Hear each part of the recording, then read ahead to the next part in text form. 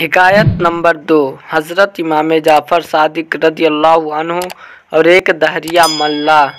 خدا کی ہستی کے ایک منکر کی جو ملا تھا، حضرت امام جعفر صادق رضی اللہ عنہ سے گفتگو ہوئی۔ وہ ملا کہتا تھا کہ خدا کوئی نہیں، معاذ اللہ۔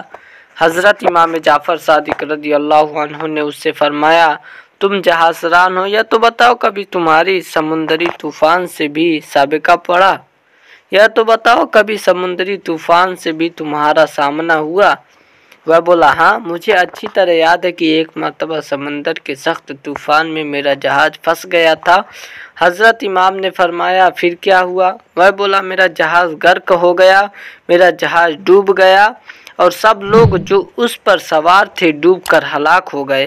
آپ نے پوچھا، اور تم کیسے بچ گئے؟ وہ بولا، میرے ہاتھ جہاز کا ایک تختہ آ گیا، میں اس کے سہارے تیرتا ہوا ساحل کے کچھ قریب پہنچ گیا، مگر ابھی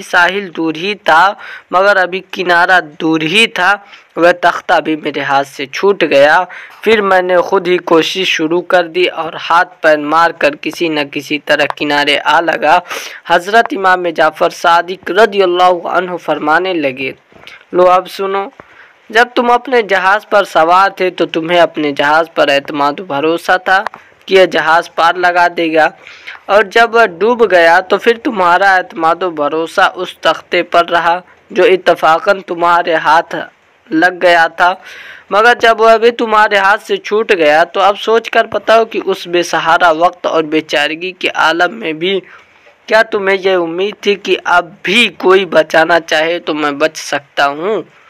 وہ بولا، ہاں، یہ امید تو تھی۔ حضرت نے فرمایا، مگر وہ امید تھی کس سے؟ کون بچا سکتا ہے؟ اب وہ دہریہ خاموش ہو گیا اور آپ نے فرمایا، خوب یاد رکھو، اس بے چارگی کے عالم میں تمہیں جس ذات پر امید تھی وہی خدا ہے، اور اسی نے تمہیں بچا لیا تھا۔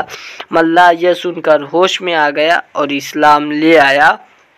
تو دوستو، اس حکایت سے ہمیں یہ سیکھنے کو ملتا ہے کہ خدا ہے اور یقیناً ہے، اور مصیبت کے وقت غیر اختیاری طور پر بھی خدا کی طرف خیال جاتا ہے، گویا خدا کی ہستی کا اقرار فطری چیز ہے۔